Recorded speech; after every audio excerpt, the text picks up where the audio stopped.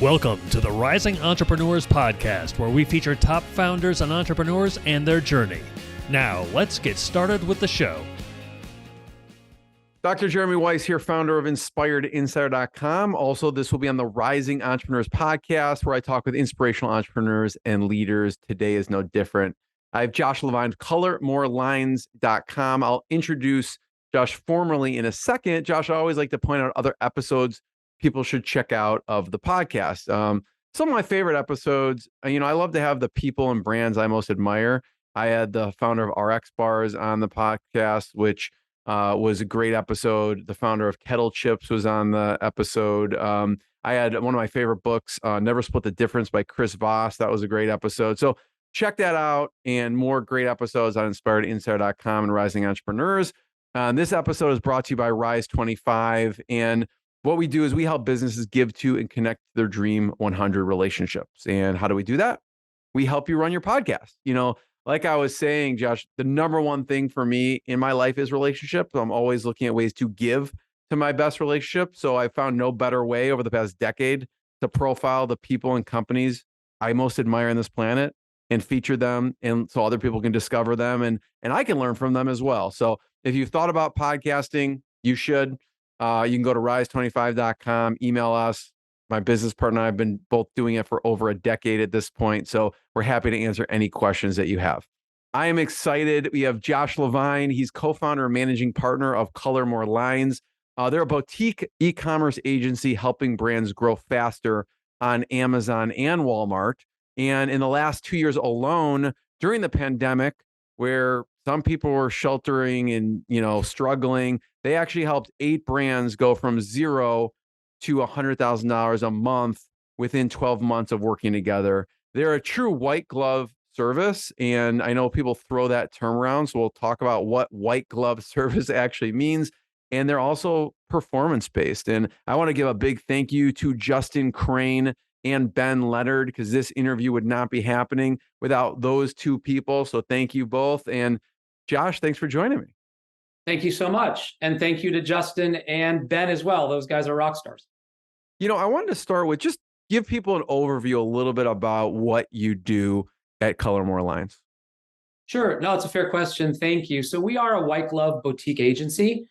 And what does that actually mean? What that means is that we're a true partner with the company in terms of running their e-commerce component of their business. And look, advertising agencies are a dime a dozen out there, right? You can absolutely hire somebody to do your advertising. The danger of that, if you think about it, it's like flying a helicopter, right? If the company's controlling the main blade, right? And an ad agency is doing the rotor, if the main blade and the rotor are out of sync, guess what happens? It crashes, right? So it's really important. We're a single throat to choke. We do literally everything. White glove, meaning inventory management, logistics, financial dashboarding, forecasting, crisis management, creative, market intelligence, reverse engineering competitors, understanding points of parity, points of differentiation. Yes, advertising, one of literally 20 things that we do working with brands.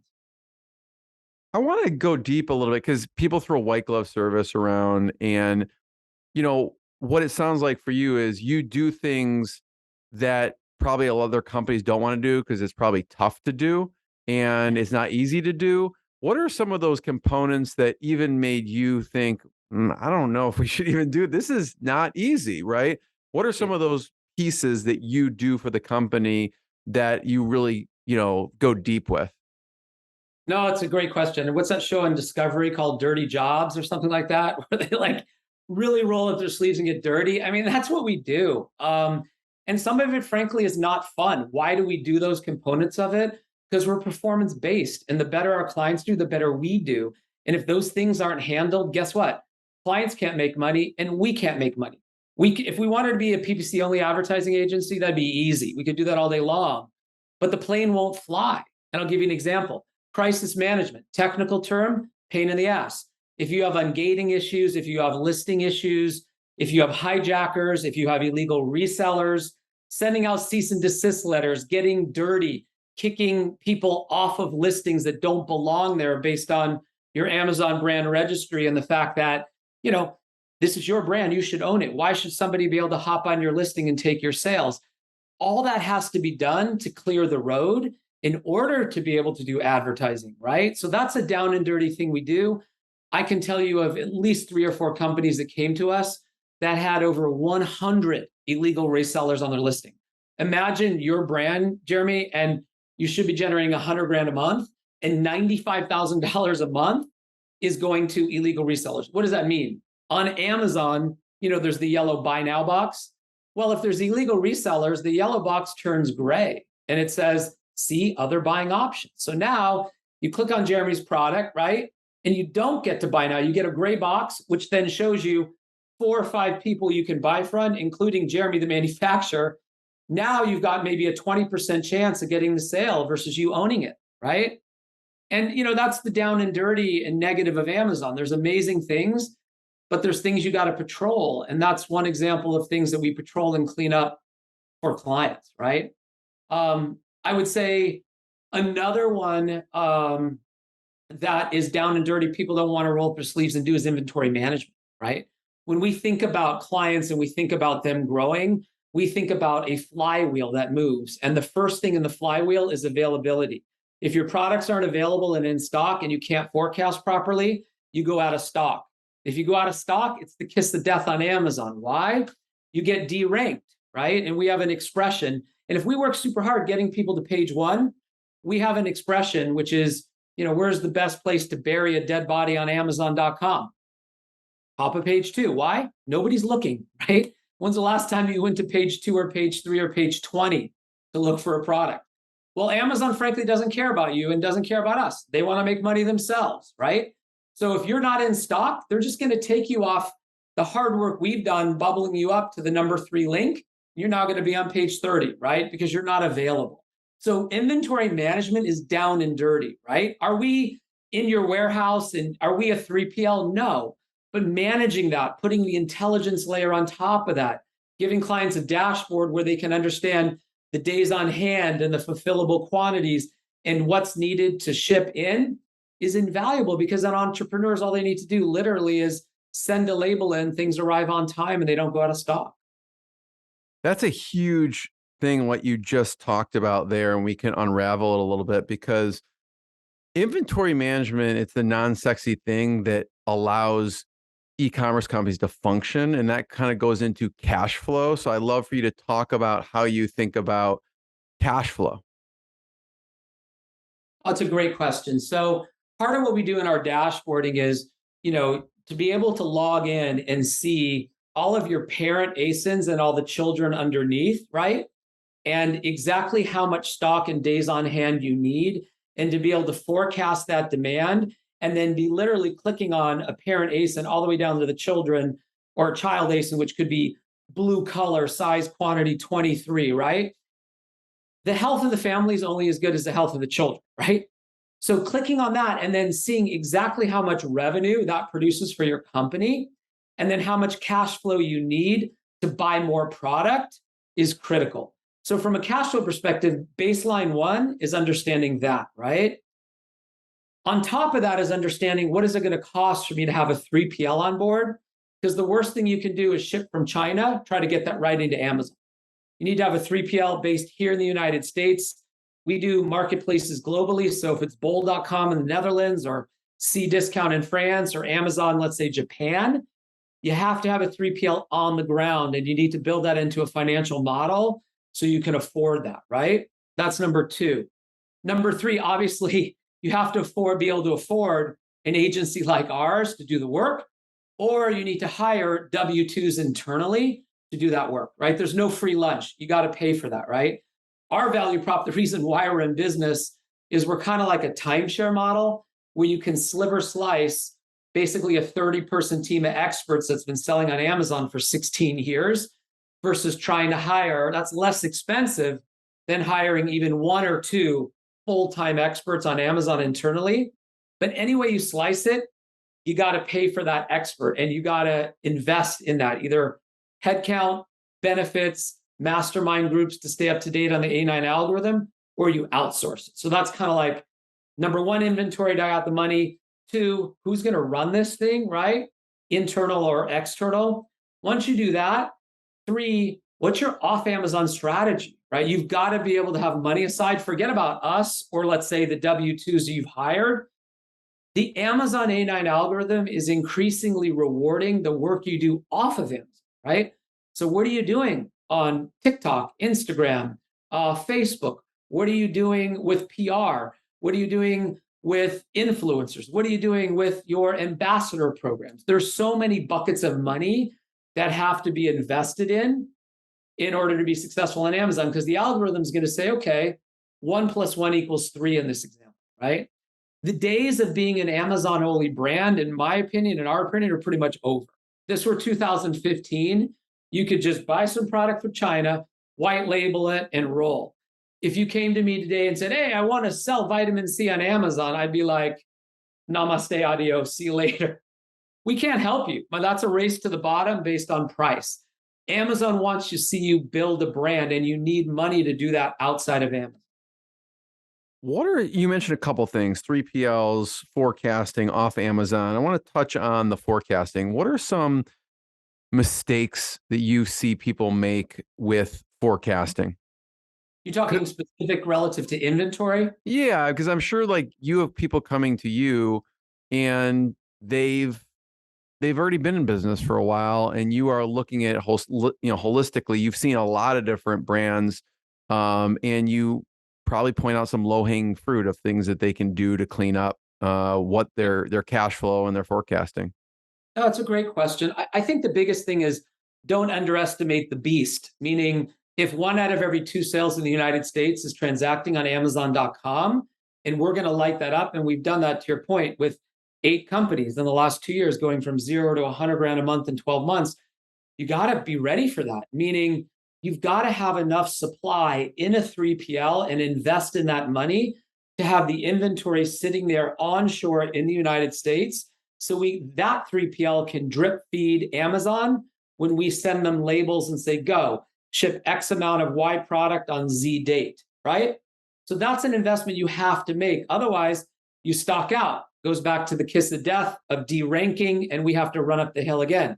I just got off the phone with a very established company that's running into that problem today. And now that we're blowing them up in a good way, they're having to stock a lot more at that 3PL to be successful. So I feel like from a cash flow perspective, that's critical, but also being prepared to make the investments off of Amazon is equally critical. And it's about expectation setting. Like, we can have a slope of the curve in terms of growth that's like this, really high. It could also be medium and lower, but expectations have to go along with that. In order to have a rocket ship and go from 0 to 100K in 12 months, you got to be able to invest. If you don't have that cash, you could look to fundraising, or it's perfectly okay to say, you know what, we're going to downshift expectations, kind of grow medium, right, versus super fast. That's been even more important recently in the past couple of years with Amazon, because they've restricted their inventory requirement. So before, you could send 6 months of inventory and they'll hold it. Now that's not the case anymore. And so this has become even more important. And what do you look for in a 3PL? Like, I'm sure people, ask you as a trusted advisor. Yeah, no, for sure. Look, we've worked with good and bad 3PLs. We have a short list of a couple 3PLs that are tried and true that we use all the time. We look for experience, like literally 10, 15, 20 years in business, no fly-by-night shops, right? Number 1. Number 2, we look for 3PLs that understand how to spell the word Amazon. I know that sounds so basic, but there's 3PLs out there that do a lot of dance, but they've never really worked with Amazon and understand that. That's so critical, right? We want a 3PL that understands what IPI means. If they don't, run away from it. IPI is Inventory Performance Index. And if you're unfamiliar with it, it's the score that Amazon provides that basically says they grade you on 4 different criteria, and they give you an index. Basically, I think it's 0 to 800, red, yellow, green, right?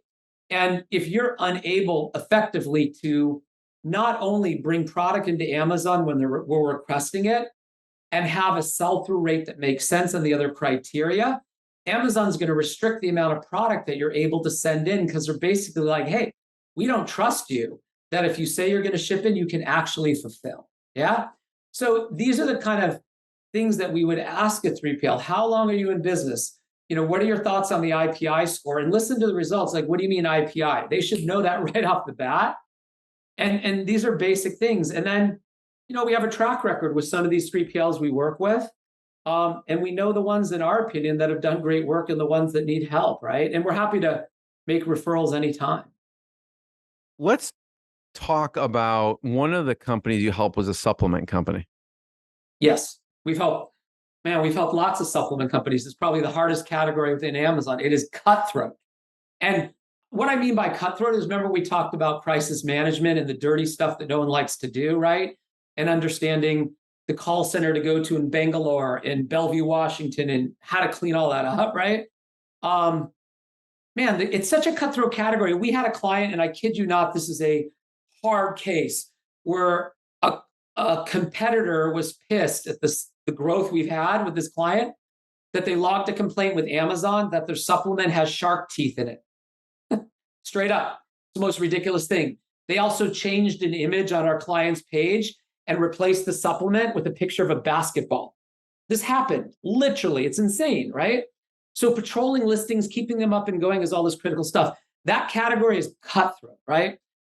So this is an example of a client. It's our best case study, actually, where we took a client in 12 months from zero to $330,000 a month in 12 months.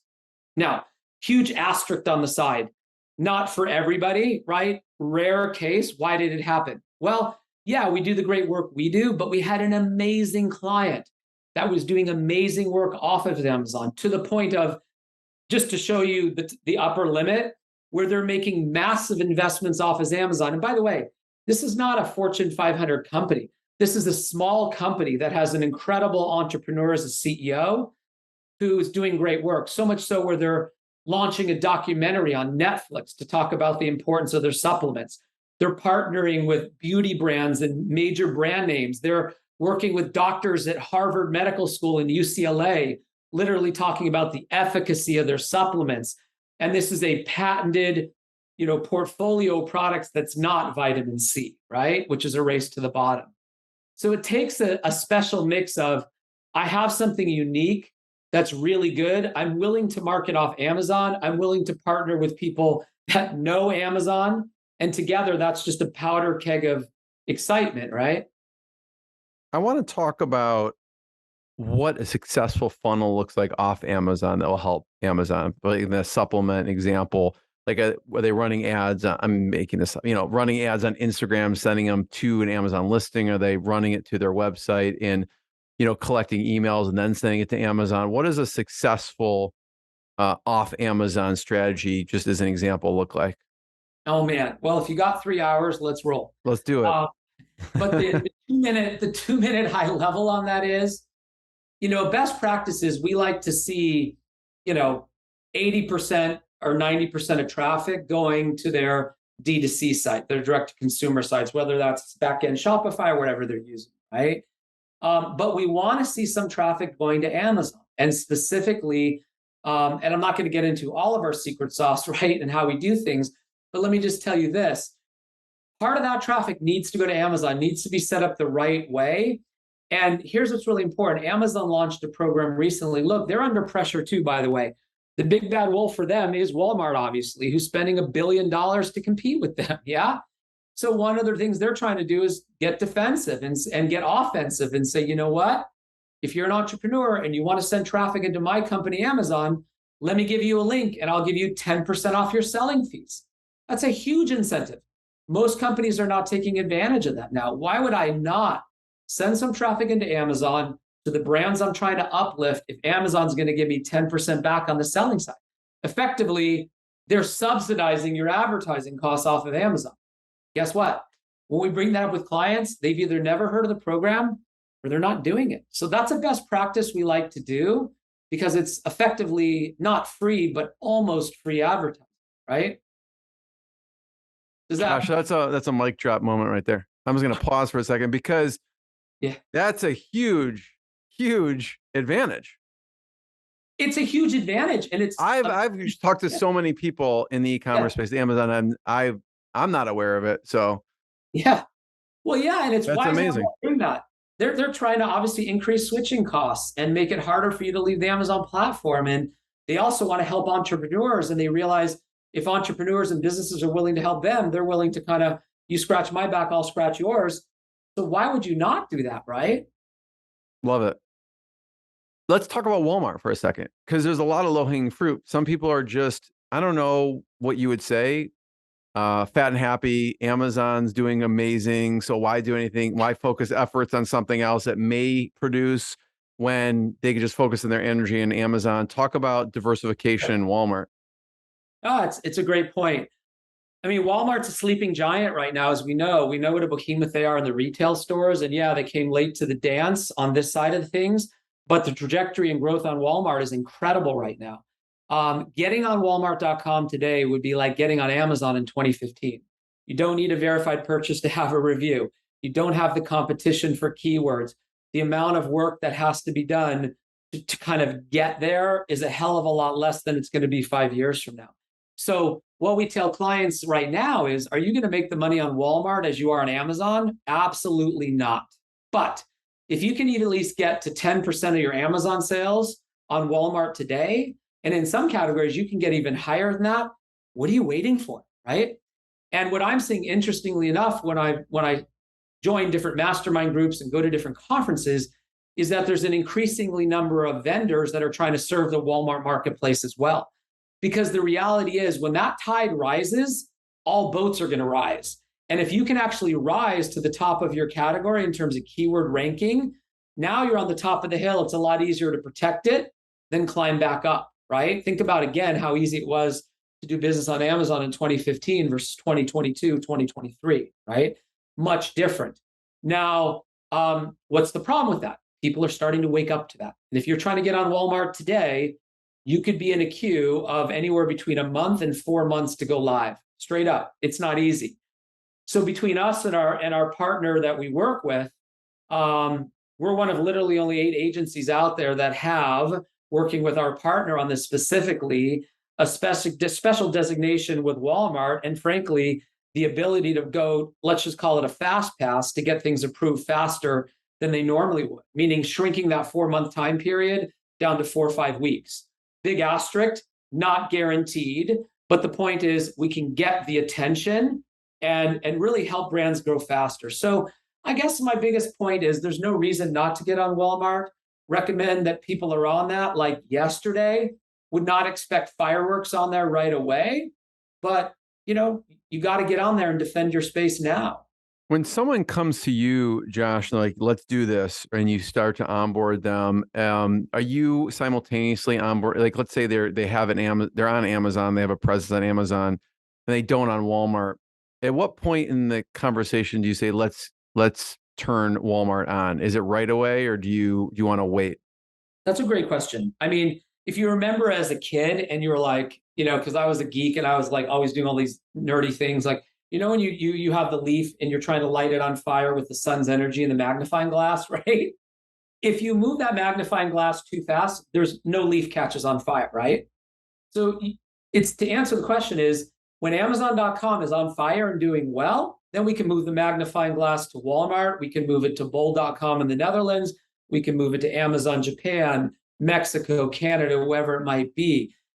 And it's not just us, like we can go fast on that. But back to the cash flow, that company or that entrepreneur needs the cash in the bank to support a new platform launch. And it has nothing to do with our fees, because we're performance-based and growing with clients. It has to do with, you need money on advertising. You need to support a social strategy. You've now opened up a new, front in your war to succeed here. You better have the troops to support that, because otherwise that magnifying glass is going to sit there with not enough energy to light that on fire. So it's more on the client, right? And this is something that we run pro formas on, figure out with them financially. Can you afford to open up a new front or not, right? In some examples, we can launch with Amazon and Walmart right away. In other examples, it's Amazon's a mess. It's got illegal resellers. Revenue is flat. It's not growing. We got a lot of work to do to fix it. And all the client's money needs to be spent off Amazon and on Amazon, making this healthy. And then we move to Walmart. So I guess the end of the day, we can do whatever makes the most sense for the client and their budget and what they need. Yeah. Yeah, because I could see clients being like, Josh, we just want to blow up everywhere. And you're like, well, let's just get Amazon healthy before we, Right. go to another platform. I want to also hear your opinion on the decision to be performance based and what performance based means. Oh my God, it's such a great decision. I just feel like at this stage in my career, I've been sold by every salesperson on planet Earth in multiple industries and at Fortune 500 companies and at startups. And I really believe in life, you learn from your failures more than you do your successes, right? And I was tired of being duped by people that, it's the classic management conundrum of hoping for behavior A and rewarding behavior B, right?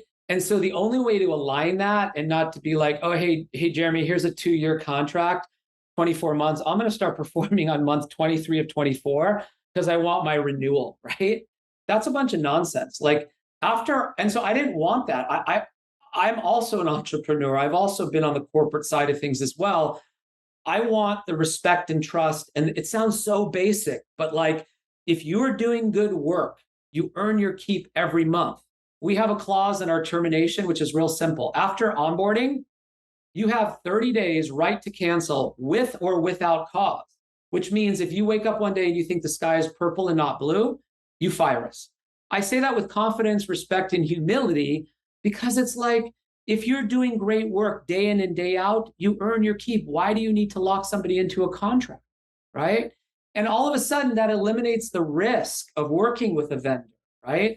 Because I've been in the opposite situation where I'm now stuck in this 2-year contract. So that's what it means to be performance based, right? And that's it. And for clients doing more than $100,000 a month on Amazon or Walmart or combined e-commerce marketplaces, we're taking a percentage of sales and growing with them, period, right? For clients that are startups or new, we have a minimum retainer until we get to 100 grand a month. Why? Because you're working with experts that have to be paid to do what they're doing. You're either working with us or you're hiring that team internally and you're paying for that anyway, right? Yeah, and your goals are aligned, right? They obviously want to get Totally. if they're a startup, want to get to 100K a month as quickly as possible. Yeah, exactly. And exactly. So that's what performance based means. And that way, like I said, that's why when we give a proposal to a client, they're like, well, can we see your services agreement? Sure. Copy, paste, send, right? Meaning, yeah, there's some legalese, but the only thing that matters in our agreement is clause 13, which says 30-day right to cancel with or without cause, right? So it just de-risks the whole team. It puts pressure on us, but we've been doing this on Amazon for 10, 15 years. So it's okay, right? Tell me about who's a fit for you. You are a white glove service. You can't work with everyone. Right. It's very high touch. Who's a fit Yes. for you to work with? That's a great question, man. We had to take a real hard look at what's a good fit and not. And honestly, 9 out of 10 times we politely say no. And I'll tell you why. Clients either got a commodity product, which is a waste to the bottom, i.e., vitamin C. Forget it, right? Clients going through, some sort of course online on Amazon, and they're like buying product from China, slapping their label on it, reselling on Amazon. Ooh, it's going to be easy button. In 2015, yes. 2022, no way, right? So we're looking for number one, seasoned companies who understand the importance of Amazon and growth and the fact that 1 out of every 2 sales happen on Amazon in the United States, right? So seasoned companies are seasoned entrepreneurs who've been in business a while. They understand there's no free lunch. They either got to work with an agency like ours on a timeshare model, which is less than the cost than them building out a team, or they got to build out a team on their own. But it's not just like, hey, this is just going to happen magically, right? So that mindset's critical, and we really test for that. The second thing is a differentiated product. Do they need to have a patent or an approval from the FDA? No. It would be nice if they had something that was differentiating, but the value prop better be unique, right? And then the third thing, they've got to have at least 50% gross margins, right? Because otherwise, there's no money for them to either build out their own Amazon e-commerce team or hire us because they're working on razor thin margins. How are you going to hire us, or how are you going to build out your own team? How are you going to do marketing off of Amazon if there's not enough dry powder? It's too thin, right? So those are the three What's major. interesting about that conversation, Josh, I bet you have conversations with people who will want to hire you. And I'm imagining after the conversation with you, you don't work with them because of that, maybe the gross margin. And you may shift their whole, I don't know if you've seen cases where you shift their business or like, well, actually, maybe we shouldn't even go into that product line. Has that happened before? Oh my God, all the time. And the thing that I love the best is helping clients, frankly, decommission products or help them realize through our financial analysis that guess what, buddy, you're not making money selling this today, right? Because when we add in all the true costs in our modeling and we give them a dashboard, they can log in and see it. They're like, oh my God, yeah, this is not the best thing. But what's actually fulfilling for me, frankly, is helping them launch new products that are and doing the market research ahead of time and understanding the points of parity and points of differentiation and where's the sweet spot to launch an Amazon. I mean, what I love just from a nerdy perspective is that, 10 years ago in marketing, 50% is wasted, as they say, right? And you don't even know what your competition's doing. If you're willing to spend the money and, I'm talking, helium 10 is great. That's wonderful. But we also use our own tools and other things out there collectively to say, if everybody's using the same tool, everybody's getting the same results, right? But if you're doing something maybe a little different and understanding that's a great benchmark, but what else is out there, and you're understanding exactly where to launch in the marketplace, guess what happens? You can, when you go to battle, that arrow is super sharp. You pull that backfire, boom, you get through that armor of ADD, OCD, I'm busy, I don't have time to look at this. The consumer instantly lights up and buys your product. So, and here's what the point is. If you know exactly what your competitor's selling, how many units they're moving, right? What is their revenue? Exactly, again, it's like I said, points of parity, points of differentiation. Before you even launch a product, you exactly know how to go, frankly, beat them up. And that's super cool. And you know exactly what your gross margin is and exactly how much you have to sell. And then all of a sudden, you're like, I got these 6 ideas for products. I'm now realizing only one is viable versus launching 6 and wasting all this money, right? One of my favorite interviews of all time was with Perry Marshall, 80/20 for sales and marketing. And you have a specific philosophy, 80/20 with products. Without a doubt. It's kind of, and what's so cool is just literally getting a JPEG from a client. And, you can't even see these things. Maybe you can or can't. It doesn't matter the product. But like, if we're able to say, this is Jeremy's product and competitor, if we're able to get a representative sample of 100 data points and simply say, if these products were absolutely identical, which one would you buy and why? And the only thing Jeremy's invested in at this stage, meaning you, is a graphic designer and a label. Well, you start getting enough data points, it's incredible the information you can get on the marketplace before you spend money on packaging and formulation and launch. So we talked about some supplement example. What about you had a hearing protection? Oh yeah, we have lots of clients, but one of my favorite case studies is, that's right, is a hearing protection company, super interesting. And I didn't know this, but once you lose your little villi in your ear, right, when that goes away, once you lose those, you get tinnitus and ringing. That's it. You don't get your hearing back. It just degrades, right? So this company is they're a pioneer in the space. They're literally the leaders in the space.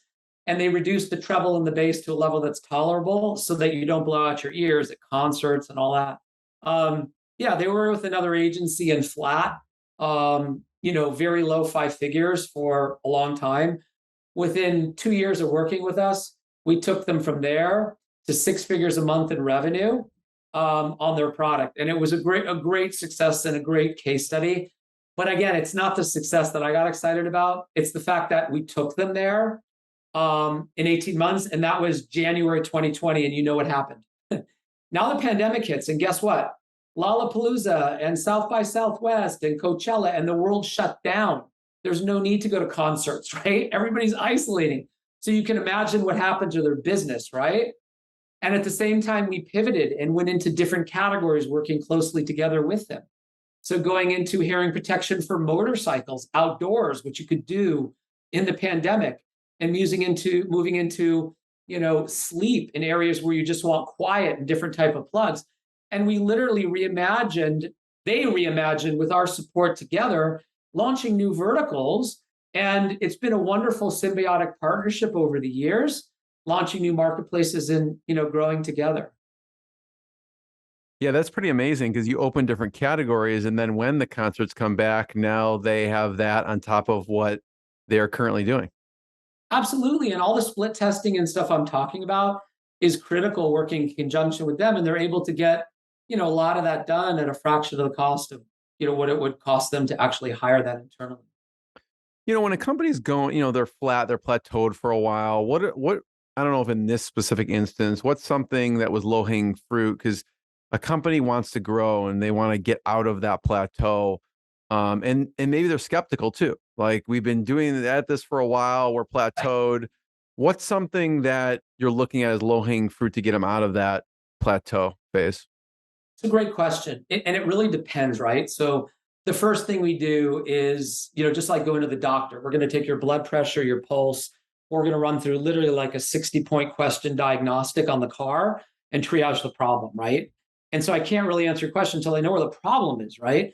But based on this battery of tests, we can tell whether it's an availability issue, whether it's an issue around conversion, whether it's an issue around driving traffic, whether it's an issue expanding into a new marketplace. There's so many critical aspects of the business that have to be functioning properly, in order to play beautiful music. And I like to give the example of I'm Dudamel at the Los Angeles Philharmonic here where I live in Los Angeles.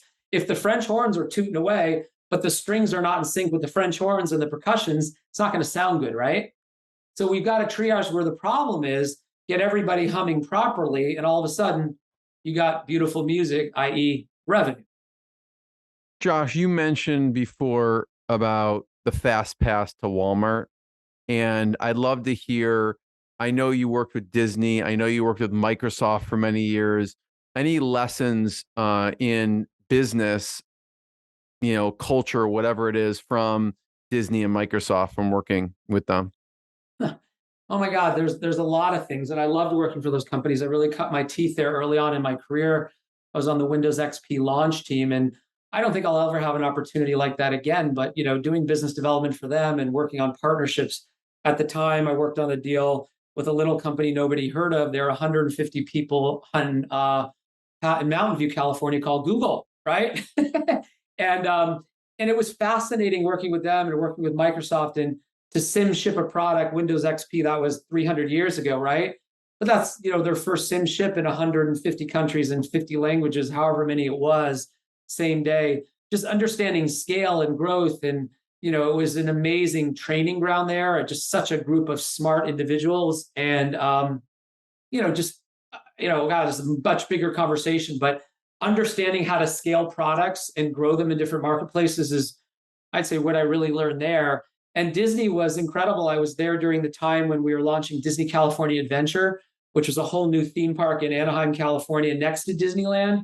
And so being, ride testing, the Sun Wheel and, getting stuck on that while we figured out the attraction when it was literally just dirt, it wasn't even built, was actually quite fun.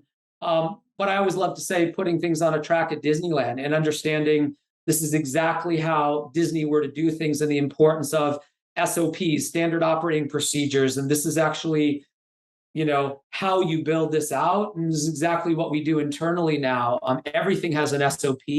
Why? Because if it's a company that's being built and looking to be sold, the last thing we want it to be, with due respect, is the Dr. Jeremy show. Because what's going to happen is they're going to say, this company can't succeed without Dr. Jeremy, right? And then all of a sudden they're going to lock you into a multi-year contract and you're like, oh my God, I want to sell this company, right? But if we can say, oh no, it's not about me, Dr. Jeremy, it's about all my SOPs in place. So you guys don't need me here. If I go on holiday, everything hums like a track on Disneyland. First of all, Josh, thank you. I have one last question. And before I ask it, I want to point people to check out your website. They can go to colormorelines.com. Are there any other places online or on your website we should make sure to point people towards? Well, that's a great question. We spend a lot of time investing in just blogs to educate, everybody on the industry, what's going on. There's a great blog page. You can kind of geek out on any subject you want to learn about, from search frequency rank to whatever you need to know. go check out the blogs. There's great content there.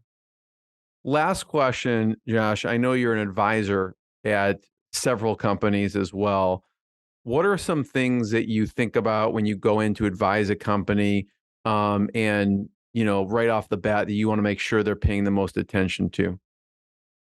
As it relates to what specifically would you say? Growth.